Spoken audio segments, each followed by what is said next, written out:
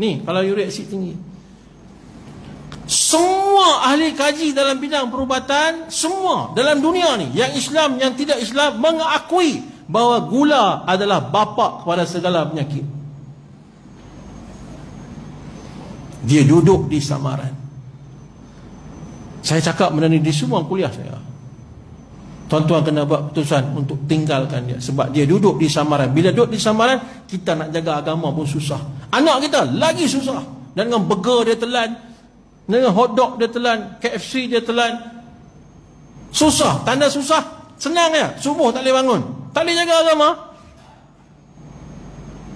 Subuh tak boleh bangun tu tak boleh jaga agama. Bukankah kita baca hadis Nabi Muhammad SAW, barang siapa yang menegakkan solat, dia menegakkan, dia menjaga agama. Barang siapa tak solat, dia meruntuhkan agama.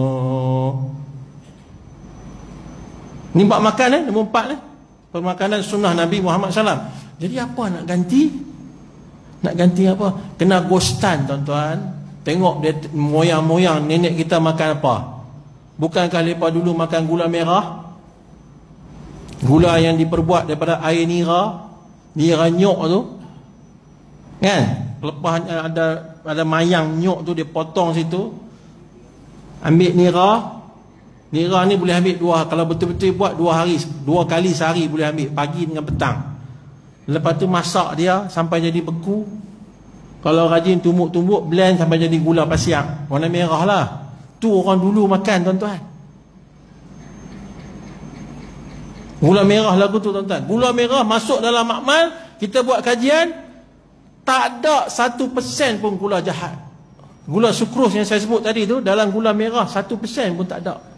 Itu sebab orang dulu kita jarang dengar orang kencing manis. Orang dulu moyang-moyang ni hidup sampai 100 tahun lebih umur dia, sakit tak ada. Saya pergi di selatan Thailand, satu pekan kecil. Mereka jemput saya pergi sana. Saya pergi sana lah. Mereka jamu saya teh, ayak teh. Saya tengok ayak teh tu setengah gula. Setengah ni gula, setengah ni teh. Alamak, macam mana? Tapi bukan gula pasiak, gula pokok tar. Sana panggil pokok tar. Kalau sini kita panggil pokok kelapa laut. Bisa tengok tak pokok tu? Ada kot sini kan, tapi tak banyak, tempat mereka banyak. Jadi dia buat gula tu daripada gula tar. Saya minta air panas. Sebab apa? Manis sangat, kena tambah air panas. Kemudian lepas minum, dia minta tolong suruh cek darah tinggi, kencing manis. Penduduk kampung lebih kurang ada 20 orang.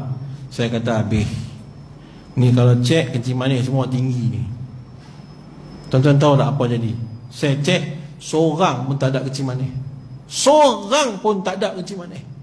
Dia makan gula setengah gelas, tapi seorang pun tak ada kencing manis. Pasal apa? Dia makan gula yang tak ada sukros, tak ada gula jahat. Kena tipu kita tuan-tuan. Saya buat kajian, tuan-tuan boleh tanya ahli-ahli kajian saya. Di belakang tu ada 2 orang ahli saintis yang ikut saya sekali. Bila kita buat kajian, ya Allah, seolah-olah ini satu senjata sulit daripada musuh Islam. Kita makan bukan kata penyakit saja mai. Kedua, rohani kita jadi rendah. Rohani kita, kekuatan kita, dia rohani tinggi ni tuan. Sebut nama Allah ni nikmat, lebih nikmat daripada segala-galanya. Allah. Tapi kerana dalam darah kita ada benda kotor, sebut nama Allah seperti mana sebut nama orang, tak ada apa-apa. Sedangkan kejayaan Islam, musuh boleh kalah dengan kerohanian, bukan dengan kekuatan, kerohanian. Tuan-tuan tahu tak, saya pergi berjalan di museum. Boleh cerita lagi ke? Saya berjalan di museum, ada 7 museum di Surabaya. Surabaya ada 7 museum.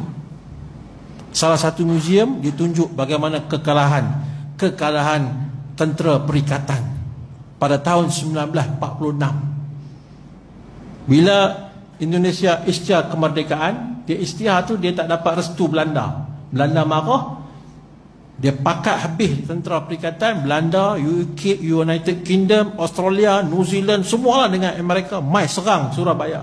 Pasal apa? Dia isytihar kemerdekaan tanpa kebenaran Belanda.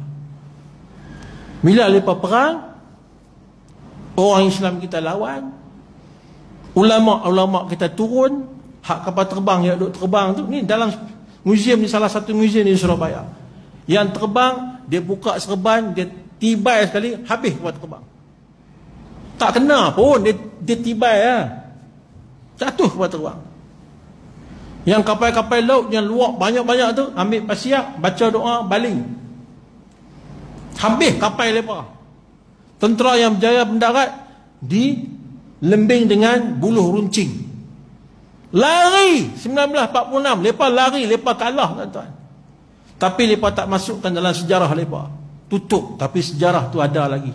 1946 di salah satu museum di Surabaya. Dan kampung ulama yang terlibat menentang tentera perikatan tu, kampung tu sampai hari ini kerajaan Indonesia tak kenakan cukai pada mereka kerana mengenangkan jasa mereka menurut masa mereka tu. Hebat tak hebat orang Islam? Kekuatan kita rohani, tuan-tuan. Lepas tahu, pasal tu lepas buat makanan-makanan samaran banyak-banyak supaya kita ni tak kuat. Tuan-tuan, salah kalau kita bangga di Oxford University ada fakulti Islam. Salah kalau kita bangga di Cambridge University ada fakulti Islam. Salah. Tak boleh bangga. Kena susah hati. Bila ada fakulti, mereka akan buat kajian. Hadis ni, ayat tu, hadis ni, ayat tu. Tiba-tiba mereka nampak hadis ni.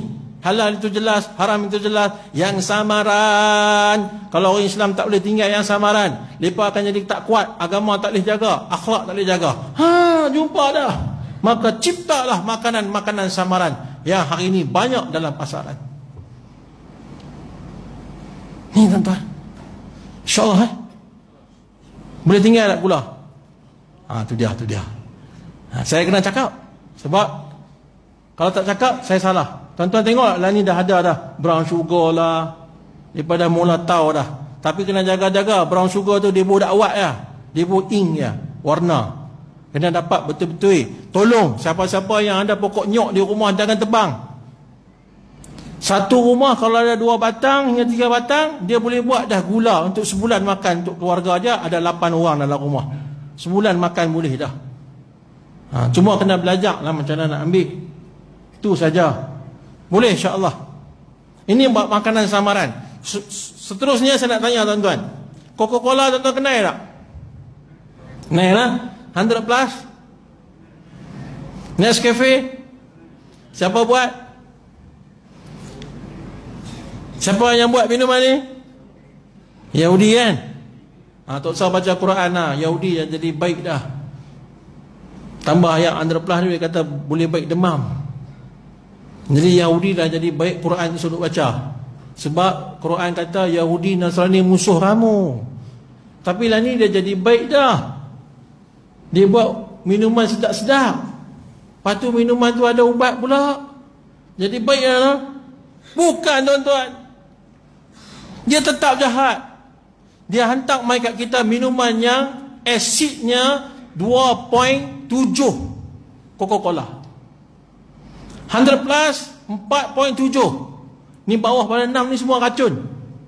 Semua ni racun. Tuan-tuan tak tahu? Tuan-tuan nak tengok tak? Tuan-tuan nak tengok tak? Tuan-tuan nak tengok lepas isyak kena tunggu. Semua muka sedih. Saya akan tunjuk depan ni. Kalau tuan-tuan tunggu, saya akan tunjuk depan ni, depan mata tuan-tuan. Tuan-tuan boleh tengok macam mana mereka tipu kita dengan menggunakan beberapa bahan kimia. Saya akan tunjuk. Nak tengok tak? Lepas tu saya akan tunjuk sunnah Nabi SAW, kehebatan dia melalui kajian saintifik. Nak tengok tak? Nak Okey. Coca-Cola kenal, Nescafe kenal, 100 plus kenal. Saya nak tanya, Talbinah kenal tak? Talbinah ini satu minuman yang termaktub dalam hadis Bukhari Muslim. Nabi bersabda, berikanlah kepada pesakit kamu akan minuman talbinah. Sesungguhnya ia mampu mententeramkan jiwa. Apa itu minuman talbinah? Susu kambing campur dengan bali, ataupun bali campur dengan madu, dinamakan talbinah. Tapi talbinah tidak dipromosikan. Ini minuman Nabi suruh minum. Tuan-tuan kenal tak? Tebo, Lipton. Kenal lah? Siapa punya? Acong. Betul. Cina punya. Kalau mengaji dengan Tok Guru saya, jangan. Kamu makan apa? Usul. Makanan itu datang pada siapa? Siapa buat? Dia semayang ke tak? Dia mengaji ke tak? Itu dia. Usul makanan. Tebo, Lipton semua kenal kan? Warna tu tuan-tuan ambil air sejuk dalam peti ais. Ambil air sejuk, bubuh, berpeluh gelas ni, air sejuk. Ambil teh tu bubuh, keluar habis warna dia. Ni dalam air sejuk, sepatutnya kena keluar masa air panas. Ni air sejuk pun keluar. Teh ke warna tu? Orang suka minum warna ni, uric acid dia akan naik, gout dia bertambah. Tebo kena, Lipton kena. Baik, saya nak tanya, daun sana. Daun sana. Ini hadis daripada Ibnu Majah. Satu ketika Nabi tengok sahabat duk makan daun.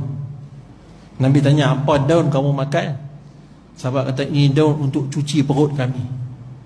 Nabi kata, jangan makan daun tu. Kalau nak cuci perut, kena makan daun sana. Dia akan cuci perut kamu. Hadis yang lain bagi tahu, Nabi bersabda, punca segala penyakit adalah di perut kamu. Bisa dengar tak hadis ni? Punca segala penyakit adalah daripada perut kamu. Hadis ni yang saya baca tadi, cucilah perut kamu dengan daun sana. Dalam hadis Ibnu Majah, Nabi SAW bersabda, jika ada obat untuk mati, jika ada obat untuk mati, sanalah obatnya.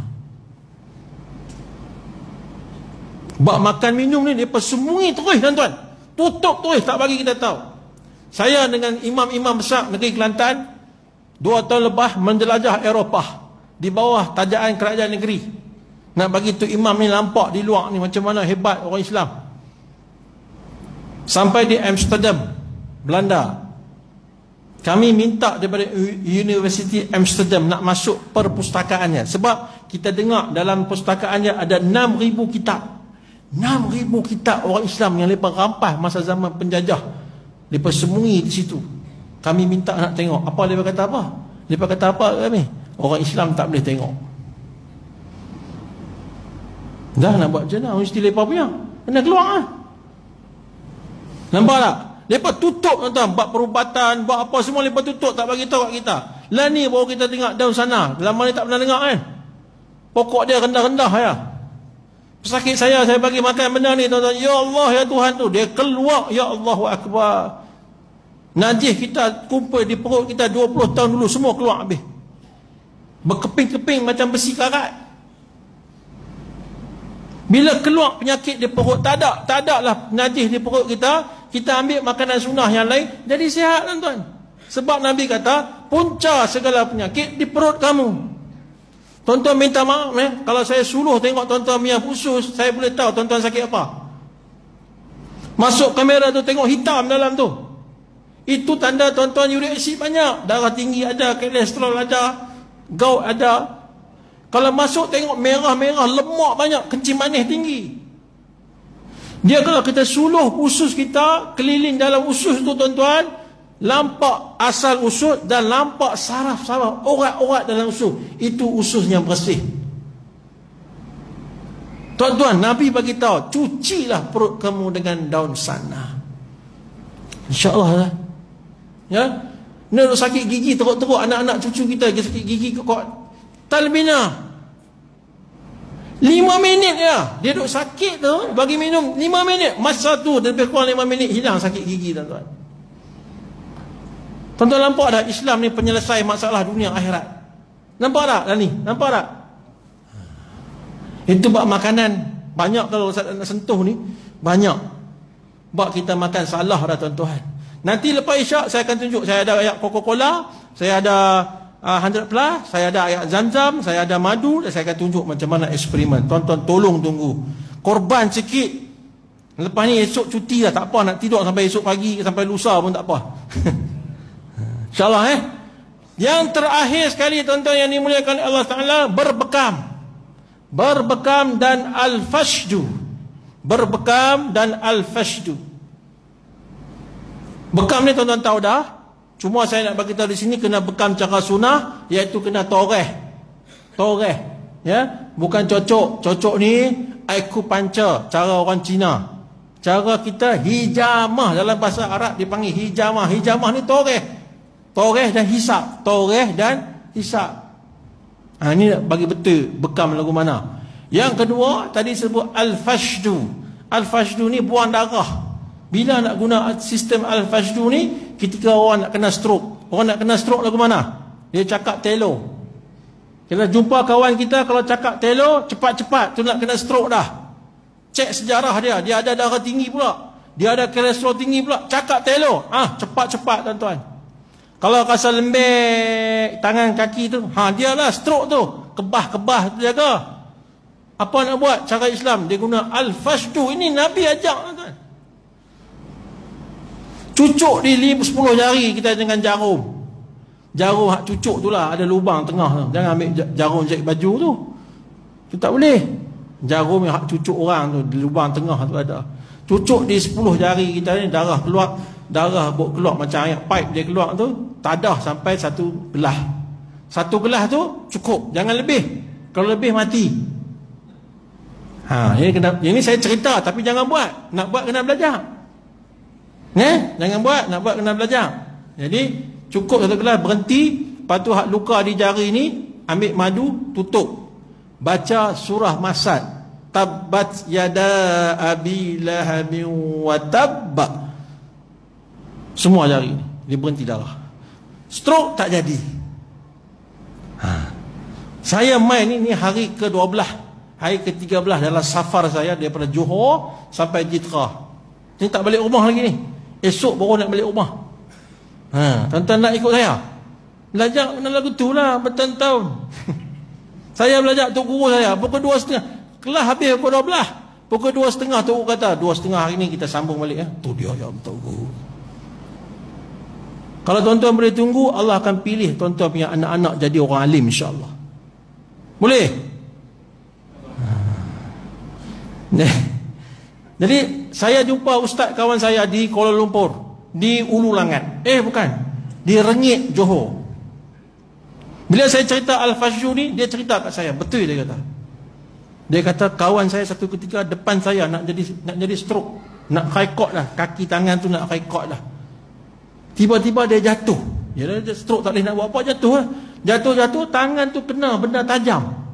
Bila kena benda tajam, darah keluar macam air pipe. Keluar tu darah, dia yang duk rekod nak kena stroke, tak jadi stroke. Saya kata, ustaz, ilmu ni tutup dah, Yahudi tutup dah. Tapi Allah Maha Kaya. Allah nak bagi ustaz ilmu. Allah bagi kemalangan. Allah bagi satu orang jadi kemalangan, kita boleh belajar. Ini kayanya Allah Ta'ala. Lepas tutup, lepas tak mau kita tahu benda ni, tapi Allah boleh bagi tahu dengan berbagai-bagai cara. InsyaAllah tuan-tuan. Yang penting kita punya tauhid dengan Allah kena kukuh. Jadi tuan-tuan yang dimuliakan oleh Allah Ta'ala, 5 perkara ni, kalau kita nak jaga kesihatan, nak rawat penyakit yang kita ada, 5 perkara ni tuan-tuan kena amal. Pertama, kalimah thayyibah. Saya teranglah tadi. Yang kedua,